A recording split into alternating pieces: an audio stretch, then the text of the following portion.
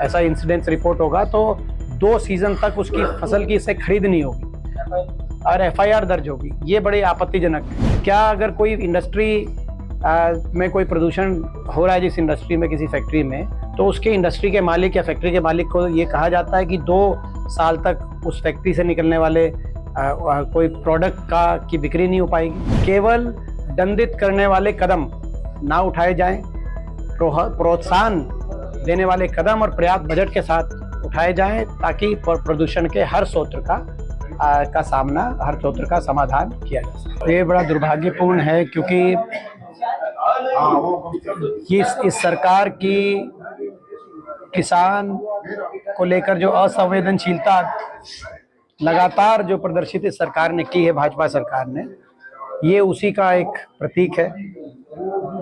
आज DAP की जो किल्लत का सामना किसान को करना पड़ा, इससे पहले आपने देखा जो धान खरीद की बात आई तो जो कहा गया कि 3100 प्रति कुंटल 31 रुपये में उन्होंने बीजेपी के जो भाजपा सरकार के मुखिया नायब सिंह जी ने कहा कि 8 तारीख से चुनाव के नतीजों के बाद खरीद होगी, लेकिन वो 3100 रुपये का खरीद तो क्या, उस पर जवाब भी भाजपा सरकार ने नहीं दिया। देखिए, ये पराली को लेकर प्रश्न पराली का नहीं है, प्रश्न पोल्यूशन का है और पोल्यूशन के कई स्रोत हैं, इसमें से पराली भी एक स्रोत, लेकिन पराली से बड़े भी कई स्रोत हैं प्रदूषण के। और प्रदूषण को लेकर इस सरकार ने जो नीति बनाई है नेशनल क्लीन एयर एक्ट के माध्यम से, उसको लेकर बार बार मैंने लोकसभा में प्रश्न पूछा है। पिछले सत्र में भी मैंने लोकसभा में सवाल पूछा था, आपको ध्यान होगा, और उसमें भी एक ही बात आई थी उस प्रश्न में जो मैं जवाब दिया, जो मंत्री जी ने जवाब दिया था कि उन्होंने काफ़ी चीज़ें इलेबोरेट करी थी कि हमने ये नियम बनाए हैं, ये फाइन्स हैं और ये स्ट्रिक्ट मेजर्स अपना रहे हैं। व्हीकल्स को था कि व्हीकल्स को इतने सा वर्ष के बाद व्हीकल्स को बंद कर रहे हैं इत्यादि, वो सारे नियम हैं और वो फाइन्स की बात आ रही है, लेकिन कोई सरकार ने कोई बड़ा बजट इस विषय में नहीं रखा है। ये हमारी अगली पीढ़ी के भविष्य से जुड़ी हुई बात है।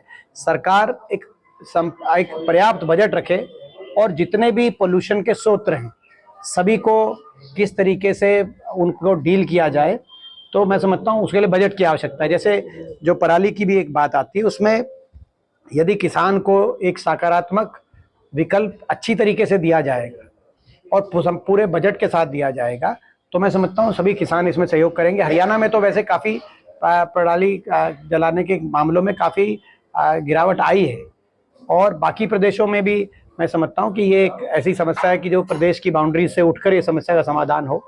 और जो ये बात आई कि जो फाइन के साथ साथ किसान जो पराली जलाता हुआ कि कहीं किसान के कोई ऐसा इंसिडेंस रिपोर्ट होगा तो 2 सीजन तक उसकी फसल की इससे खरीद नहीं होगी और FIR दर्ज होगी। ये बड़ी आपत्तिजनक है।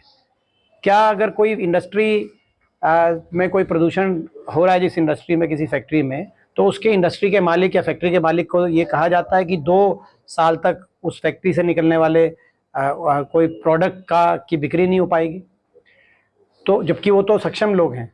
किसान तो जो पराली जलाते हुए किसी किसान का कोई इंसिडेंस आता है तो वो उतना सक्षम नहीं होता है। तो ये बात समझनी पड़ेगी। केवल दंडित करने वाले कदम ना उठाए जाएं, प्रोत्साहन देने वाले कदम और पर्याप्त बजट के साथ उठाए जाएं ताकि प्रदूषण के हर स्रोत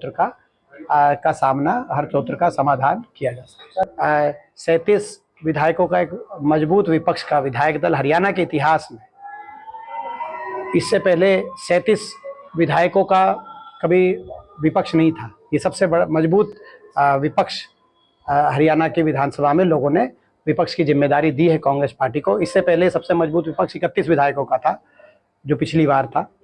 अब 37 विधायकों का मजबूत विपक्ष हरियाणा के लोगों ने चयनित करके हरियाणा विधानसभा में जो हमारी जिम्मेदारी लगाई है मजबूत विपक्ष की भूमिका निभाने की, उसको हम सकारात्मकता से निभाएंगे। प्रदेश के हर वर्ग के हितों की लड़ाई लड़ेंगे। हर वर्ग के लोगों की आवाज़ हम विधानसभा में उठाने का कार्य करेंगे।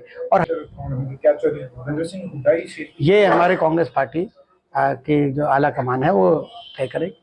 हमसे जुड़े रहने के लिए हमारे YouTube चैनल को सब्सक्राइब करें और नई वीडियो की नोटिफिकेशन के लिए बेल आइकॉन को दबाएं। अगर आप ये वीडियो Facebook पर देख रहे हैं तो लाइक जरूर करें और ज्यादा से ज्यादा शेयर करें। धन्यवाद।